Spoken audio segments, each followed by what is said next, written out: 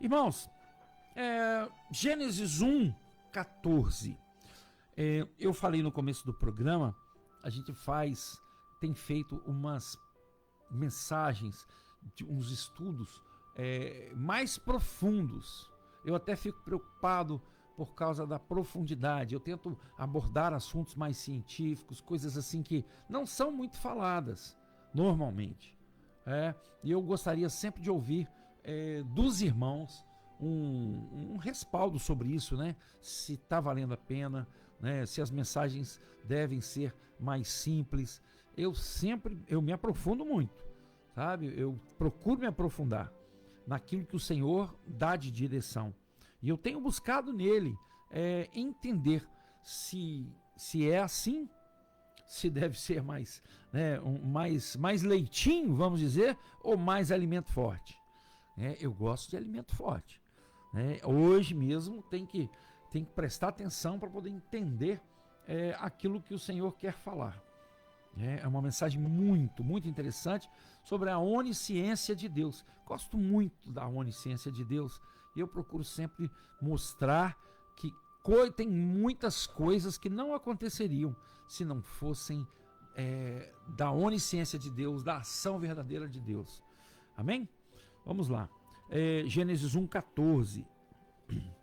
Declarou Deus: haja luminares no firmamento do céu, a fim de separar o dia da noite, e sirvam eles de sinais para definir as estações, dias e anos. E que sejam também luzeiros nos céus para iluminar toda a terra. E assim aconteceu. Deus fez os 2 grandes luzeiros, o maior para governar o dia e o menor para regular o andamento da noite. E formou também as estrelas. Deus colocou todas essas luzes nos céus a fim de iluminarem toda a terra, para dirigirem o andamento do dia e da noite e fazerem separação entre a luz e a escuridão. E observou Deus que isso era bom. Passaram-se a tarde e a manhã. Esse foi o 4º dia. Senhor, nós louvamos o teu nome, nós te glorificamos, ó Pai, clamamos pela sua misericórdia, queremos exaltar o seu nome, glorificar o seu nome nessa mensagem, que o Espírito Santo do Senhor possa agir para que sejamos instrumentos e para que aqueles que estão nos ouvindo, nos assistindo, recebam também a bênção e possam entender a mensagem do Senhor, não do homem, mas do Senhor. Oramos em nome de Jesus. Amém. Irmãos, olha só. Deus estava criando tudo. E de repente ele disse: haja luminares no firmamento do céu, a fim de separar o dia e a noite, e sirvam eles de sinais. Haja. Deus falou, haja. Em que língua? Olha que legal isso. Olha que interessante buscar em que língua que Deus falou. Deus usou a palavra, e a palavra é Jesus. Tudo foi criado por Deus e por Jesus. Sem ele, nada do que foi feito se fez. Olha que maravilha. Será que foi em hebraico? Será que foi na língua dos anjos? Que eu não creio. Eu creio que foi no hebraico. O hebraico é extremamente científico. É impressionante como as coisas de Deus são de uma profundidade maravilhosa. Mas que o Senhor falou: haja luminares. E Deus, todos os dias da criação, ele disse, ele falou: haja entre as águas um limite para separá-las em 2 partes. Isso Deus falou numa língua que provavelmente é o hebraico. Isso sempre passa batido, a gente nunca questiona que língua que foi, né? Mas seria muito bom a gente entender mais profundamente qual língua que foi. Na verdade, Deus usou a palavra, e a palavra é o próprio Jesus, né, nessa criação. Mas se literalmente ele falou, qual terá sido a língua que ele falou? Um dia nós vamos saber lá na eternidade, não é verdade? Pois é, aí ele disse assim: para separar dia e noite, sirvam eles de sinais. Irmãos, Isso aqui é extremamente profundo, porque a palavra diz: os sinais acompanharão aqueles que creem. Os sinais acompanharão aqueles que creem. E quem crê, vê que o sol é um sinal maravilhoso, né? A lua é um sinal maravilhoso, as estrelas é um sinal maravilhoso. Quando o próprio anjo tira Abraão ali da sua tenda, fala assim: olha para o céu e vê se você pode contar as estrelas, a sua descendência será assim. Joel 2:28, né, ele fala sobre o sol, sobre a lua, né, e Pedro repete isso lá em Atos 2, né, Pedro repetiu isso aqui, que foi dito por Joel. Vou pegar aqui para ler certinho para os irmãos. Atos 2. Nos últimos dias, diz o Senhor, derramarei do meu espírito sobre todos os povos, os seus filhos e as suas filhas profetizarão, os jovens terão visões, os velhos sonharão sonhos. Sobre os meus servos e as minhas servas derramarei do meu espírito. E naqueles dias eles profetizarão. Mostrarei maravilhas em cima do céu e sinais embaixo, na terra: sangue, fogo, nuvens de fumaça. O sol se tornará em trevas e a lua em sangue, antes que venha o grande e glorioso dia do Senhor. Pois em 2014 e 2015, eu estava até falando no começo do programa, que eu me lembro de ter pregado aqui na rádio sobre essa tétrade, as 4 luas de sangue, que aconteceram dia 15 de abril de 2014, foi dia da Páscoa. Deus é onisciente, olha só que maravilha. Então essa lua de sangue foi num dia de festa em Israel. Todas as 4 foram em dias de festas, viu, irmãos? A outra lua de sangue, dia 8/10 de outubro de 2014 também, foi festa do Sukkot. Israel comemora a festa de Sukkot. O que é a festa de Sukkot? É a festa das cabanas.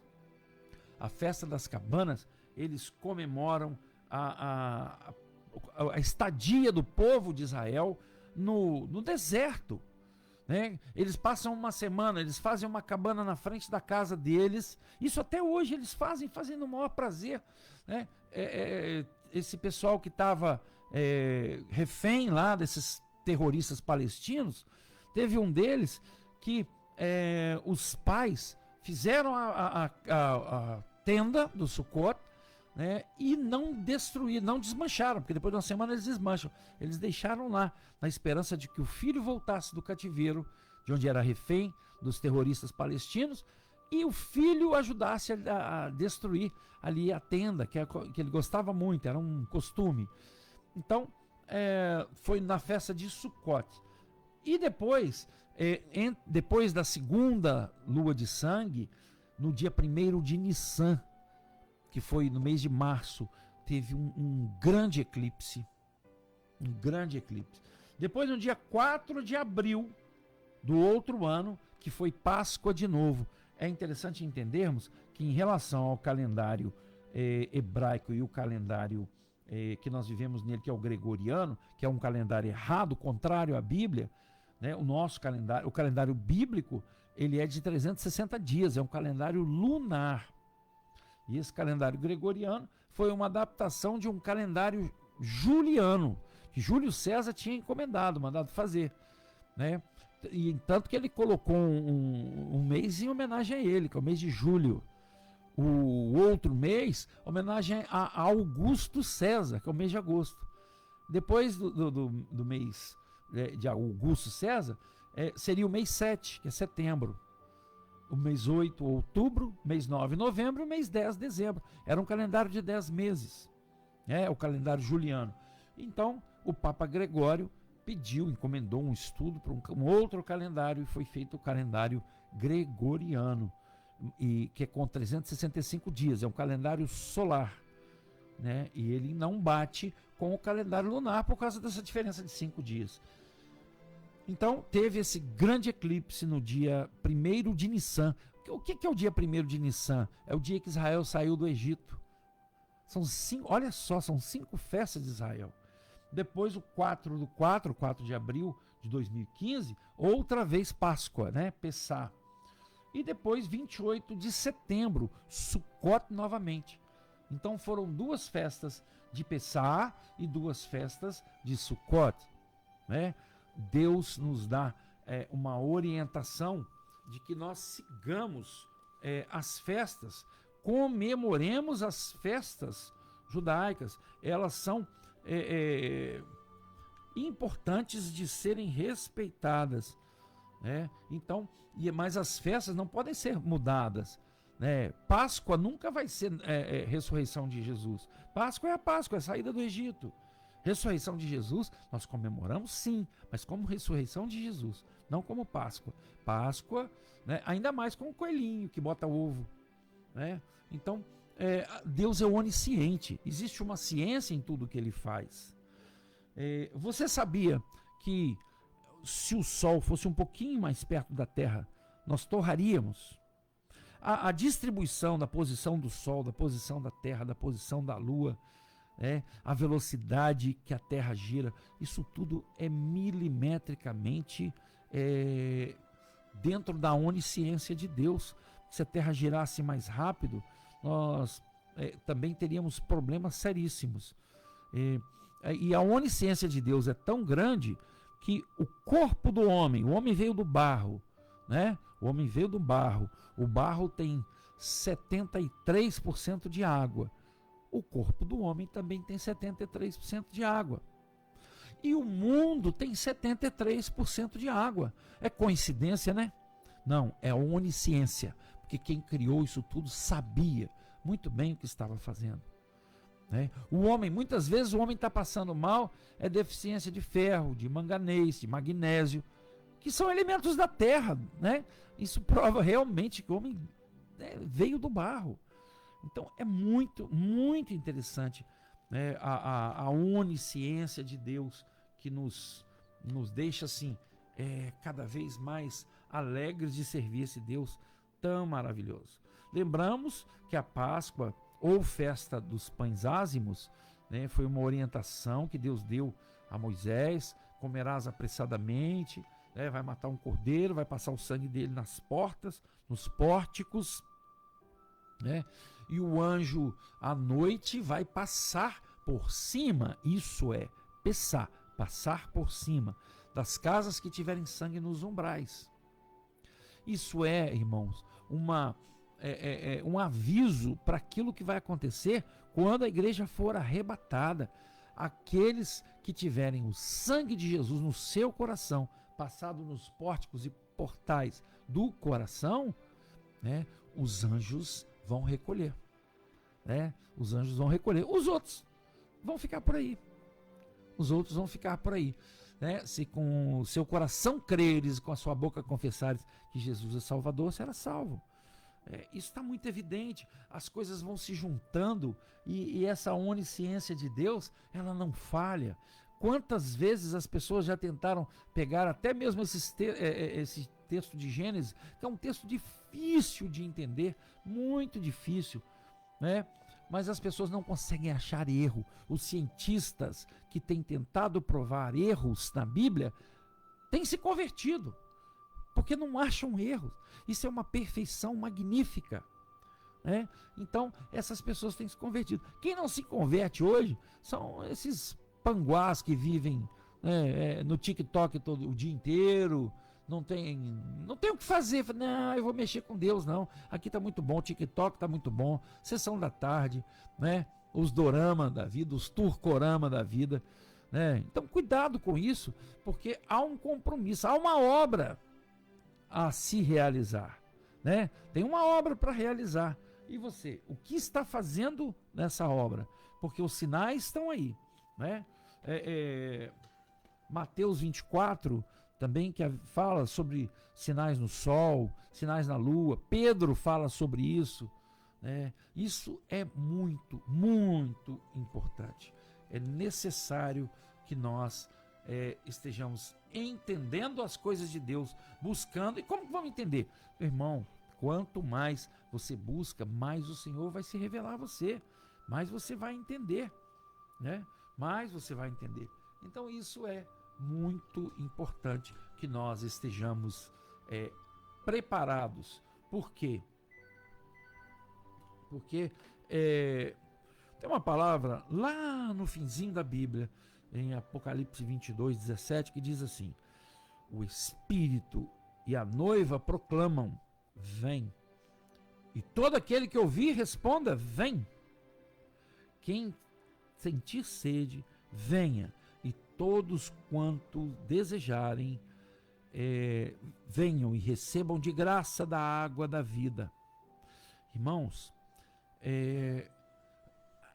venha a Jerusalém, né? Naquela época só se falava com Deus em Jerusalém, só se ouvia a Deus, só se sacrificava a Deus em Jerusalém, né? Ia ao templo, levava ali o cordeirinho, que era tirado no 10º dia, né? E ele ficava até o 14º dia, e o 14º dia eles levavam o cordeirinho para ser sacrificado. A família ia toda para Jerusalém, nas festas, né?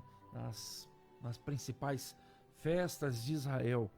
Eu até separei aqui.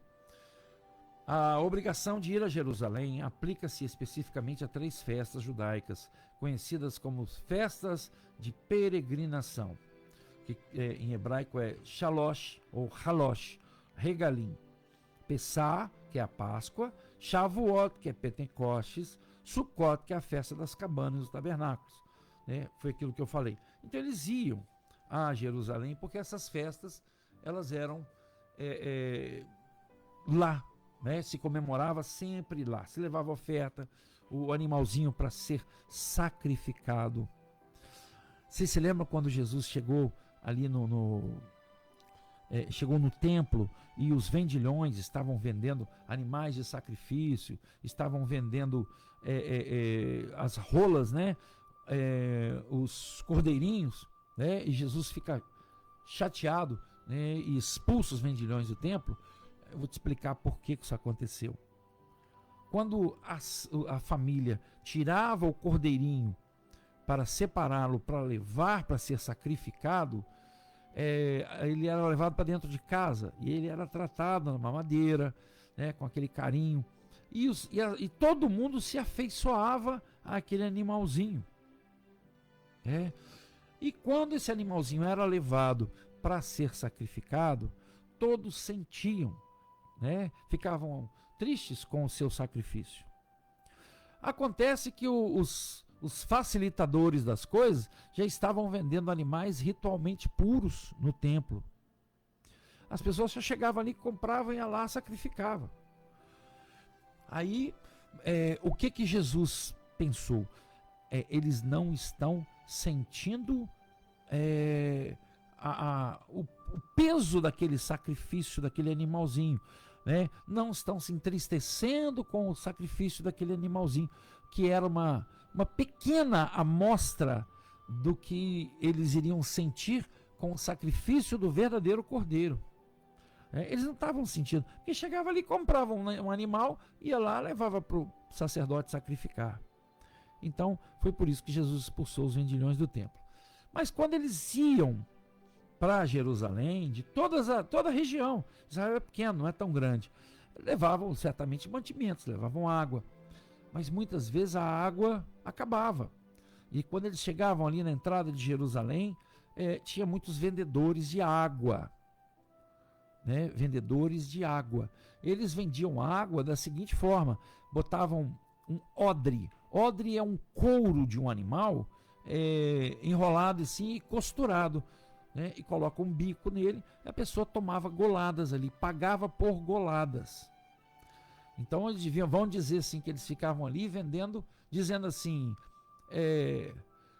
quem tem sede, venha e beba, é um denário. Denário é o dinheiro da época. Quem tem sede, venha e beba, é 2 denários. Então, por isso é que Jesus usa aquela situação para dar essa palavra, né? Quem tem sede, venha e beba, todos quanto desejarem. venham e recebam de graça da água da vida. Quer dizer, Jesus usou aquele exemplo ali dos vendedores de água que era paga, né, para oferecer a água da vida de graça, meu irmão. Olha que maravilha, né? Olha que maravilha. A palavra do Senhor, ela é maravilhosa. E a palavra do Senhor, encerrando aqui, ela diz que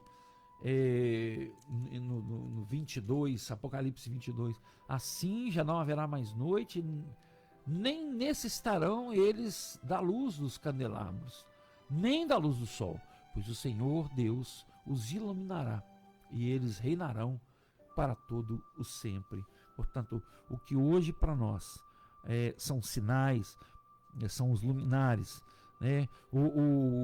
Tem um livro judaico, da história judaica, ele não é um livro inspirado, mas ele tem muita, é escrito assim com a maior precisão possível. São estudos da Torá, né? Estudos da Bíblia. E ele fala assim: quando Deus dá sinal no sol, é sinal para os gentios. Quando dá sinal na lua, é sinal para os judeus, né? Para Israel.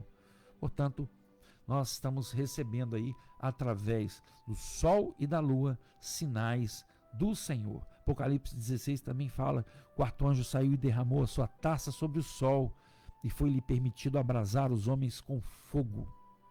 Pois é, mais um sinal. O sol, que sempre foi perene, o mesmo calor praticamente, né? Desses milhares de anos, desde a sua criação, né? Agora, de repente, a palavra do Senhor diz que um dia ele ia começar a esquentar mais do que o normal. E nós temos visto isso. Nós temos visto. São os sinais que o Senhor nos dá. E esses sinais acompanham aqueles que creem. O rio Eufrates secando. São muitos os sinais. Mas esses sinais não é para qualquer um. É para quem crê, meu irmão. Se você crê, abra o seu coração verdadeiramente para entender os sinais do Senhor, que vêm através das manifestações da onisciência de Deus nas nossas vidas. Louvado seja o nome do Senhor. Amém? Essa é a palavra do Senhor para você nessa tarde.